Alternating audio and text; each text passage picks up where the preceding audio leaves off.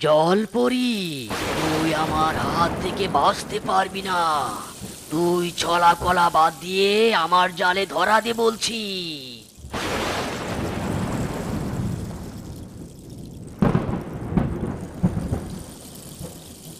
না না, কোনোভাবেই এই তান্ত্রিকের জালে আটকে পড়া যাবে না। আমাকে যে করেই হোক বাঁচতে হবে। আহ আজ বৃষ্টি পড়ছে, নিশ্চয়ই আজ ছোট মাছ বেশি পাবো। যাই, এবার ওই দিকটায় জাল ফেলি।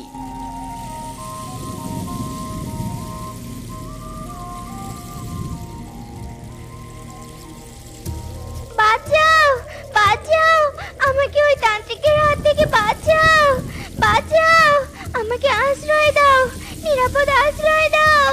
আরে কে তুমি? এভাবে কাঁদছো কেন? আমি জলরাজ্যের জলপরি।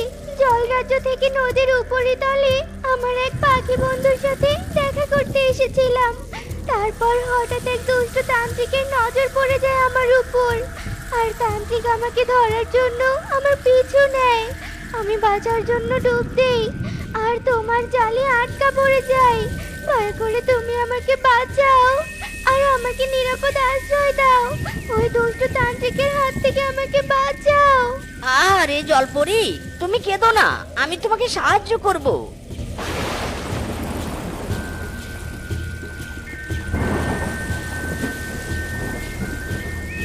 কি গো, তোমার জালে এত বড় মাছ?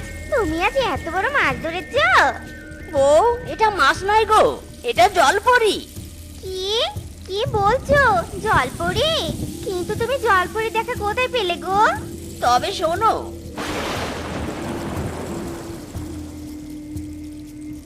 বুঝলে এবার? জলপরির এখন নিরাপদ আশ্রয় প্রয়োজন, তাই তাকে আমার সাথে এনেছি। যাকে ভালোই করেছো। তবে চলো আমরা জলপরি থাকার ব্যবস্থা করি। জলপরি তো শুকনোতে থাকতে পারবে না।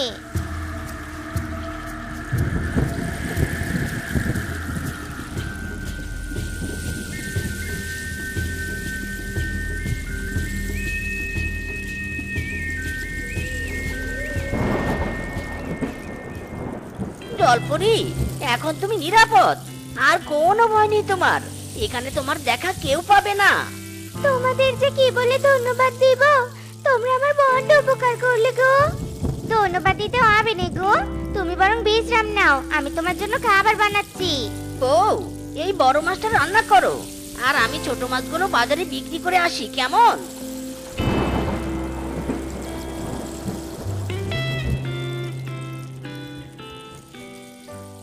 জলপরি আন্টি, ও জলপরি আন্টি ওঠো। এই দেখো মা তোমার জন্য খাবার বানিয়েছে। ওঠো, খাবে না তুমি? হ্যাঁ নিশ্চয়ই খাবো। আহ, খাবারের কি সুন্দর গন্ধ বেরোচ্ছে। তবে তুমি আর আমি একসাথে বসে খাবার খাবো। কি খাবে? হ্যাঁ খাবো তো। তারপর আমার সাথে কিন্তু বল খেলতে হবে। জানো, আমার একটা সুন্দর বল আছে। পাগলি মেয়ে একটা, শুধু খেলা আর খেলা। না জলপরি, এবার খাওয়া শুরু করো তো।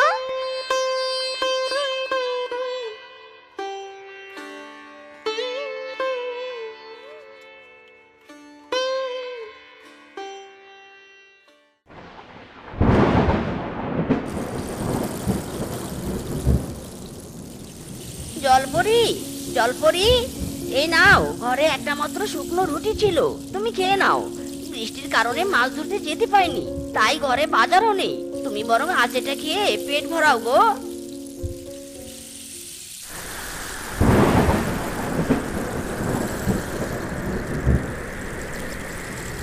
কি গো, এখন ঝড় শুরু হলো বলো তো? এই ঝড় তো থামবে বলে মনে হয়নি। মা বাবা দেখো দেখো, আমাদের ঘরের চাল ফুটো হয়ে জল পড়ছে।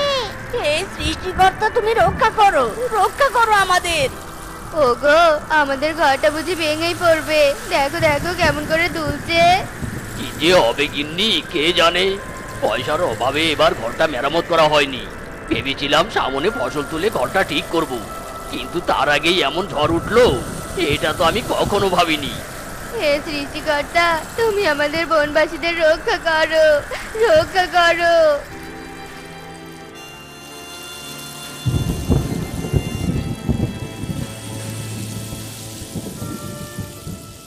জলপরি, জলপরি, তুমি আমাকে ক্ষমা করে দিও জলপরি। তোমাকে আশ্রয় দেওয়ার জন্য আমার বাড়িতে এনেছিলাম, কিন্তু এখন দেখো বন্যায় আমার বাড়িঘর সব ভেসে গেছে। আমি নিজেই আশ্রয়হীন হয়ে পড়লাম, এমনকি পুকুরটাও ডুবে গেছে। তুমি আমাকে ক্ষমা করে দিও।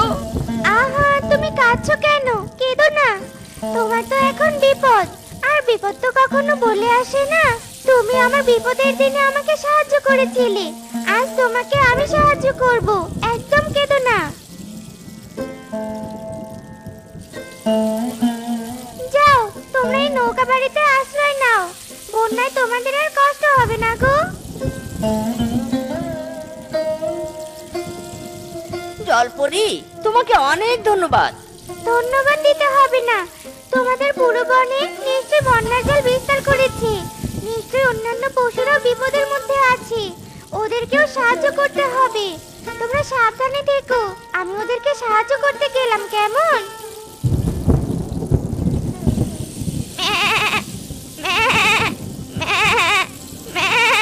আম্মা, আম্মা। বাঁচাও, বাঁচাও, আমাদেরকে বাঁচাও, বাঁচাও। গিন্নি, আমার হাত শক্ত করে ধরো। আহারে, কি কষ্ট ওদের। দাঁড়াও, আমি তোমাদের সাহায্য করব, ভয় পেও না।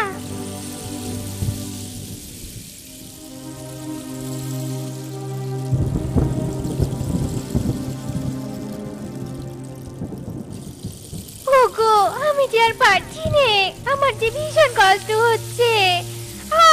আমাকে বাঁচাও। কে আছো? আমাকে একটু সাহায্য করো। আমার গর্ভবতী স্ত্রীকে হাসপাতালে নিয়ে যেতে সাহায্য করো। কে আছো? সাহায্য করো।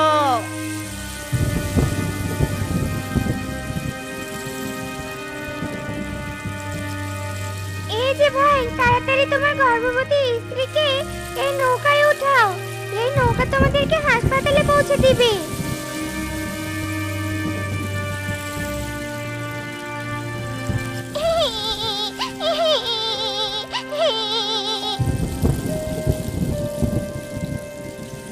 আহারে, বন্যার জলে ছানাগুলো কেমন হাবুডুবু করে ভাসছে।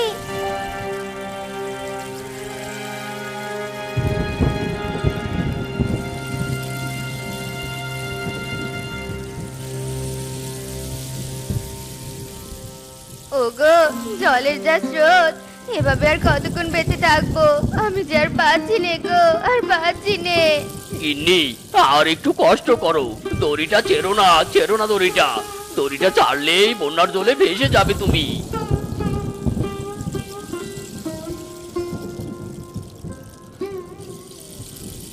তোমরা তাড়াতাড়ি নৌকায় উঠে পড়ো। তাড়াতাড়ি ওঠো, তাড়াতাড়ি ওঠো।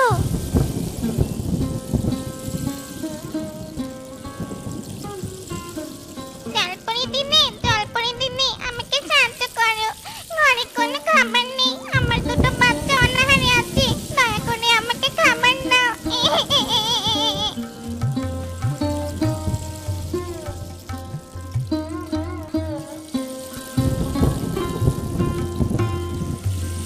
যাক বাবা, অবশেষে বনবাসীদেরকে বন্যার জল থেকে মুক্ত করে আশ্রয় দিতে পারলাম। আমার খুব আনন্দ হচ্ছে, এবার আর কারো কষ্ট হবে না। সত্যি জলপরি, আমরা তোমার এই ঋণ কোনোদিনও ভুলতে পারবো না। আমি শুধু তোমাকে সাহায্য করেছিলাম, আর তুমি তার বিনিময়ে আমাদের পুরো বনের পশুদের সাহায্য করলে। হ্যাঁ জলপরি, তুমি সত্যি অনেক ভালো। তুমি এই দুর্দিনে আমাদের পাশে না থাকলে আমরা সব পশুরা বন্যার জলে ডুবে মরেই যেতাম। তোমার প্রতি আমরা কৃতজ্ঞ থাকবো। এভাবে বলে আমাকে ছোট করো না। বিপদে পড়লে একে অপরকে সাহায্য করা তো আমাদের সবার কর্তব্য। এটাই তো পৃথিবীর নিয়ম। জলপরি আন্টি, তুমি তো জাদু দিয়ে বন্যার হাত থেকে আমাদের সবাইকে রক্ষা করলে। এখন আমাকে জাদু দিয়ে কিছু খেলনা এনে দাও না গো। বন্যার জলে আমার সব খেলনা ভেসে গেছে। তুমি খেলনা নেবে? আচ্ছা ঠিক আছে, দাঁড়াও।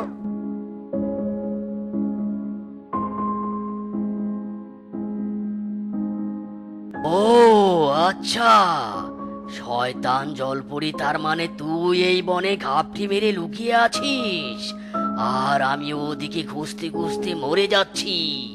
এবার তোর আর রক্ষে নেই। না শয়তান তান্ত্রিক, আমি কিছুতেই তোর হাতে ধরা দেব না, দেব না ধরা। তোর দেখা যখন পেয়েছি, এবার তোকে বন্দি করে সাথে নিয়ে তবেই ফিরবো।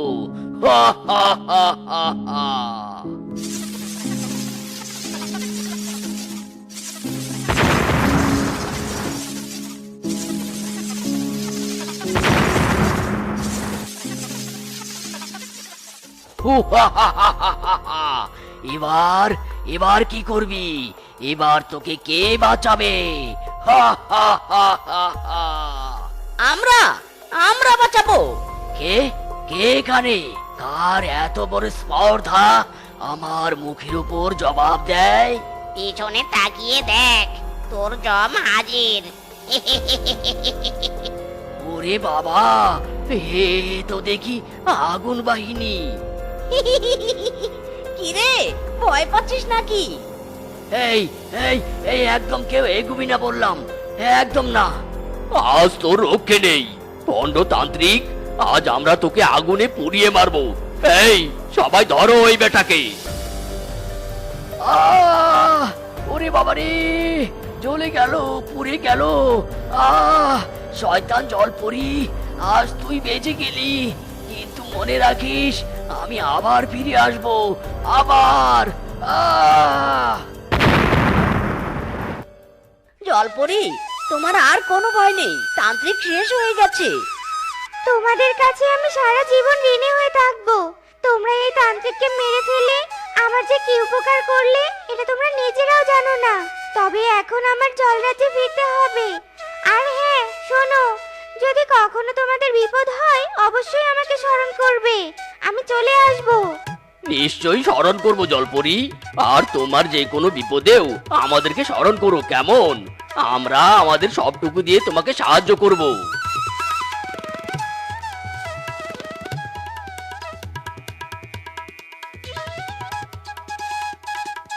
বিদায় জলপরি আন্টি, মাঝে মাঝে আমার সাথে খেলতে এসো কিন্তু। নিশ্চয়ই আসবো টুম্পা সোনা।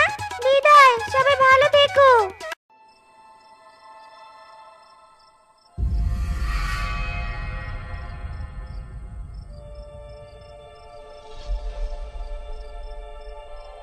সব কাজ শেষ, এখন শান্তিতে ঘুমাবো। সারাদিন কবরস্থান পাহারা দেওয়ার চক্করে বিছানায় একটু গা দিতে পারি না। কি শান্তি।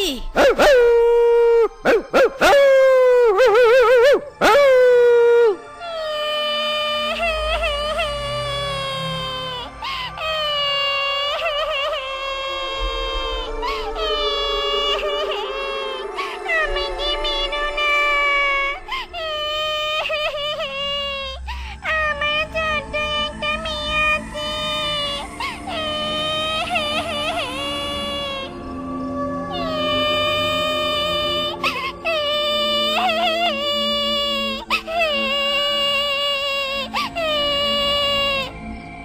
মনে হচ্ছে কেউ কাঁদছে, কিন্তু এত রাতে কবরস্থানে কে কাঁদবে? কেউ কি কোনো লাশ দাফন দিতে এসেছে নাকি? হতে হতে পারে, সকাল হতে অনেক দেরি, আমি বরং আরেকটু ঘুমাই।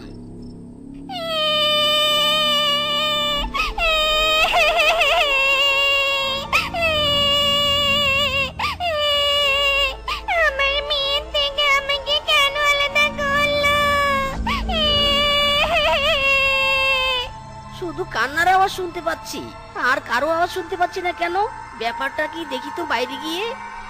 নতুন যে কবর দিয়েছে, কান্নার আওয়াজটা সেদিক থেকে আসছে, দেখি তো ওদিকে গিয়ে।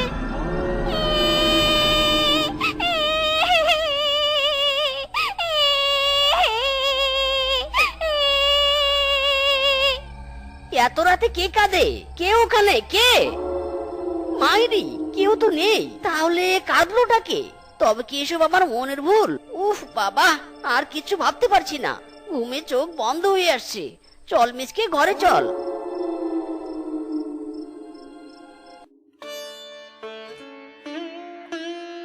কাকা বাবু, আমাকে 1 কাপ চা আর 2টো সিঙ্গারা দাও তো।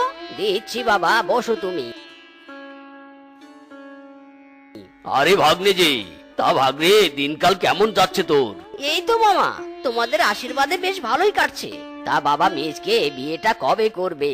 বেশ তো দেরি হলো, এবার বিয়েটা সেরে ফেলো বাবা। কাকা বাবু কি যে বলেন, এখনো ভালো একটা কাজ পাইনি। ভালো কাজ পেলে আর দেরি করব না।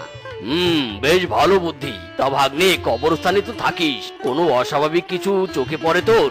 আসলে মামা এখনো তেমন কিছু চোখে পড়েনি। তবে মামা, কাল রাতে কারো কান্নার আওয়াজ শুনতে পেয়েছিলাম। পরে পুরো কবরস্থান খুঁজেও কাউকে পাইনি। ঘাবড়াস না বাবা, ওসব কিছুই না। কাজটা ভালো করে কর, একদিন তুই অনেক দূর যাবি। এইভাবে আশীর্বাদ করো মামা।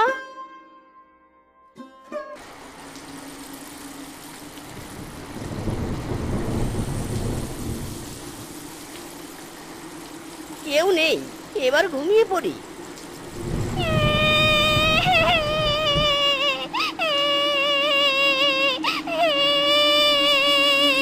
আমার মেয়ের থেকে কেন আমাকে আলাদা করলে? আমার মেয়েটা বৃষ্টিকে ভয় পায়। সোনা মামা, তুই কেমন আছিস মা? আমার কাছে চলে আয়। এই বৃষ্টির রাতে আবারও কেউ কাঁদছে। দূর বাবা, কেউ তো নেই। বেকার আমার ঘুমটা নষ্ট হলো। দূর দূর। রক্ত, রক্ত। মা, মা কোথায় তুমি? আমার হাত কেটে গেছে। হারামজাদি, এখনো সবজি কাটা হয়নি? সবজি কাটছিলি নাকি বসে বসে ঘুমাচ্ছিলি রে? হ্যাঁ, তাড়াতাড়ি কাজ কর। আমি যদি ঠিক টাইমে খাবার না পেয়েছি তাহলে বুঝবি আমি কি জিনিস। কাকিমা, আমি হাত কেটে গেছে। আমি আজ কাজ করতে পারবো না। তুমি একটু করো না কাজটা। আমার যে খুব কষ্ট হচ্ছে। কি? তুই এত বড় সাহস আমাকে কাজে হুকুম করিস? হাত কাটার বাহানা করছিস তাই নি? দাঁড়া, দেখাচ্ছি তোকে মজা। কাকিমা, লাগছে। ছাড়ো, ছাড়ো। চলে গেল রে। মা, কোথায় তুমি? আমাকে বাঁচাও। ছাড়ো কাকিমা, ছাড়ো। আরে বলবি, আমাকে কাজের কথা বলবি? বল। কেন বলবো না কাকিমা, এখন থেকে আমি সব কাজ করবো। বাবা, তুমি আমাকে ছেড়ে কেন চলে গেলে? আমাকে নিয়ে যাও তোমাদের কাছে। আমি তোমাদের ছাড়া যে ভালো নেই। কাকিমা, কাকিমা আমাকে মারে, আমাকে বকে। শোনো স্বামী, আমি ওই টুম্পাকে এ বাড়িতে রাখবো নে। ওই মুখপুরীকে বাড়ি থেকে বের করে দিব। এসব কি বলছো রূপা? টুম্পা ছোট মেয়ে, ওকে বাড়ি থেকে বের করে দিলে ও থাকবে কোথায়? আর তাছাড়া ওর বাবা মা মারা যাওয়ার পর এই বাড়ি আর সব জমি তো ওরই, ওকে তাড়িয়ে দেওয়া যাবে না। তুমি যা ভালো বুঝো করো, আমি আমার মতামত জানালুম। এইসব জমা জমির মালিক হওয়ার জন্যই তো আমি ওই শিল্পাকে মেরেছি। এবার ওই মৃত শিল্পার মেয়েকে রাস্তা থেকে সরিয়ে ফেলবো, আর সবকিছুর মালিক হবো আমি। আজ থেকে তোর কোনো অস্তিত্ব থাকবে না আমার বাড়িতে।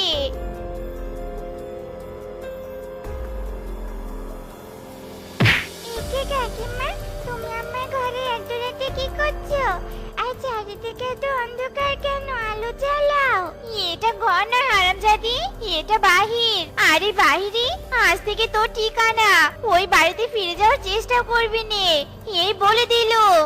না কাকিমা না, আমার সাথে এমনটা করো না। আমি অন্ধকারে ভয় পাই, আমাকে তোমার সাথে নিয়ে চলো। আমাকে নিয়ে চলো কাকিমা। মা গো মা, আমার যে ভয় লাগছে, আমাকে তোমার কাছে নিয়ে যাও না মা। মা, সোনা মেয়ে, এত রাতে তুমি এখানে কেন? তোমার মা বাবা কোথায়? আমি মা বাবা নেই। তাহলে তুমি এখানে এলে কি করে? এখানে আমি কাকি মামিকে রেখে গেছে। মানে কি বলছো এসব তুমি? আমি তো কিছুই বুঝতে পারছি না। সোনা, আমাকে খুলে বলো তো। কাঁদিস না মা, কে বলেছে তোর কেউ নেই? আমি আছি তো। আজ থেকে তুই আমার কাছে থাকবি। চল আমার সাথে মা, চল। অনেক রাত হয়েছে, চল মা, এখন ঘুমাবো। আমার সোনা চলে এসেছে। এবার আমি ওকে মন ভরে আদর করব। সোনা, আমি আসছি তোর কাছে। মা তোকে ছেড়ে আর কোথাও যাবে না রে।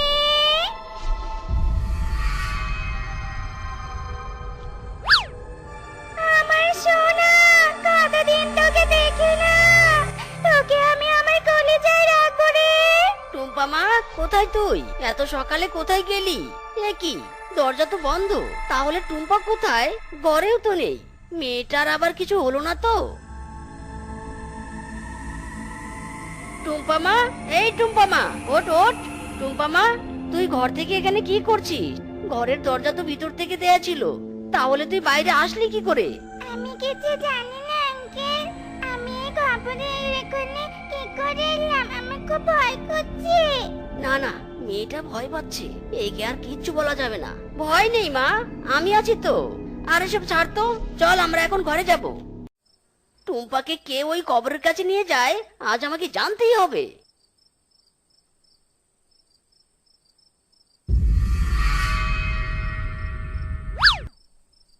কে কে তুমি? আমার টুম্পা সোনাকে কোথায় নিয়ে যাচ্ছ? আমার প্রশ্নের উত্তর দিয়ে যাও। কে তুমি? টুম্পার সাথে তোমার কি সম্পর্ক? হ্যাঁ, ওরে মারে, ওরে বাবারে, কে কে কে তুমি? তোমার চেহারা এত ভয়ঙ্কর কেন? ওরে বাবারে। আমি টুম্পার মা। রোজ সকালে তুমি টুম্পাকে যে কবরের উপরে পাও, ওটাই আমার কবর। তার মানে তুমি মৃত? কবর থেকে তুমি রোজ উঠে আসো? তার মানে তো তুমি মরে গেছো। আমি নিজ ইচ্ছায় মরিনি। আমাকে মেরে ফেলা হয়েছে। মেরে ফেলা হয়েছে মানে? কে মেরেছে তোমাকে?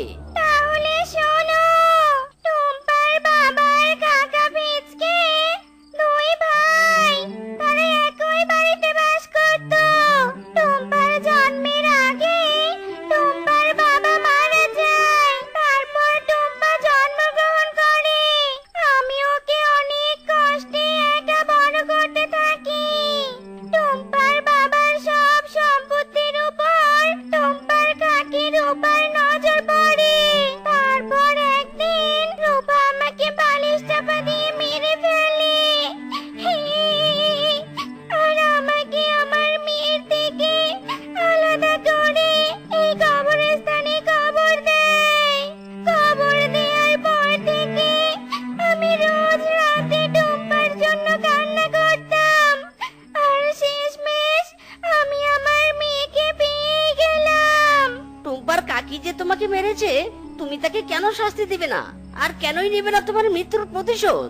আমার মৃত্যু বিধাতা ওভাবেই রেখেছিল, তাই আমি ওকে শাস্তি দেব না। ওকে শাস্তি স্বয়ং বিধাতা দেবে। আর সবচেয়ে বড় কথা হলো, রূপাকে শাস্তি দিলে আমার আত্মা হয়ে আর এই জগতে থাকতে পারবো না। আমাকে উপরে চলে যেতে হবে। আর উপরে চলে গেলে আমার মেয়েকে আদর করতে পারবো না। আমার মেয়েকে আদর করার জন্য হলেও আমি ওকে শাস্তি দেব না। মানতেই হবে তুমি মা হিসাবে বেস্ট, আর একজন আদর্শ শিয়ালিনী হিসেবেও বেস্ট। মা, তুমি আমাকে ছেড়ে আর কোথাও যেও না। তুমি কি ছাড়া আমি আর থাকতে পারবো না মা। কোথাও যাবো না রে মা। এখন থেকে তোর সাথেই থাকবো। আর তোকে অনেক আদর করবো। কবর থেকে মা উঠে এসেছে সন্তানকে ভালোবাসার জন্য। হে বিধাতা, তুমি মা মেয়েকে এভাবে সুখে রেখো আর অন্যায়কারীদের শাস্তি দিও।